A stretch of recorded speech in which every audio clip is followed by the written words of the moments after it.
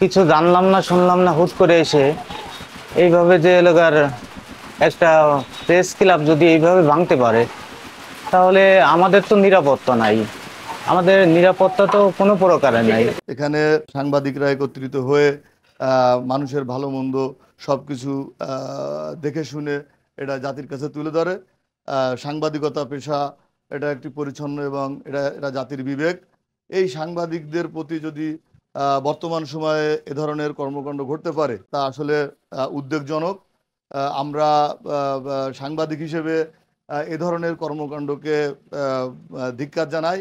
এই কাজটা করাইছে হলো দুলাল সরকারের ছেলে সুজন সরকার, দীপু সরকার, সেলিম, উসমান, রসুল আরো কিছু ছেলে ফেলে নিয়ে এই ক্লাবটারে ভাঙচুর করেছে।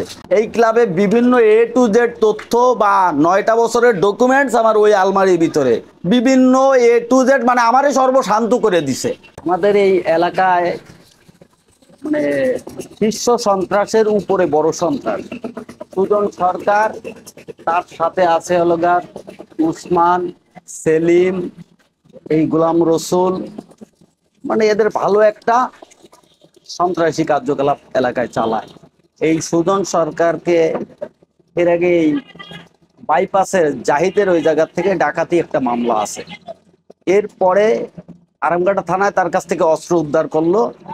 এরপরে আবার ওই আরিফ নামে একটা তেলিগাতের আরিফ হত্যা মামলা আসামি এলাকায় বিভিন্ন অপকর্মগুলো করে, খাল দখল, নিরীহ মানুষের কাছ থেকে চাঁদাবাজি, যা A to Z এলাকায় তথ্য নিলে পাওয়া যাবে।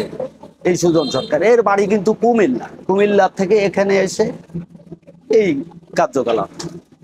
এখন এদের ভিতরে একটাই সন্দেহ কাজ করে, এদের বিষয়ে যদি কোনো নিউজ হয়, এদের ব্যাপারে যদি পুলিশ প্রশাসন খুঁজতে আসে বা অন্য কোনো পত্রিকায় যদি কোনো লেখালেখি হয়, তাই এদের সন্দেহ হয়। এই জিনিসটা আমি বলছি, মানে এদের ভিতরে এই সন্দেহটা বিরাজ করে। মাঝে ডিবির থেকে লোক আসলো, আর আরামঘাটা থানার থেকে ওই সন্ত্রাস হোসেন আলী আরমান এদের ওই তেলিগাতির মাস্টাররে গুলি করে এর কাছে, এই সুজন সরকারের কাছে অস্ত্র রেখে যায়। এটা আবার ডিবি তথ্য দেয় আমাদের। যাই হোক, এরপরে ওই দিন ভোরেই আবার দৌলতপুর আমাদের আরামঘাটা থানার থেকে আর ডিবির থেকে লোক যায়, ওকে ধরে বাড়ি ঘিরে টিরে ফেলায়, ধরার পরে যাই হোক এলাকায় কিছু মহিলা আছে, মানে ওই মহিলা দিয়ে সিনসিনারি করায় জিনিসটা ধামাচাপা দেয়, আর পুলিশের আয়ত্তে নিতে পারে না। এখন এটাই সন্দেহ মনে করে আমাকে।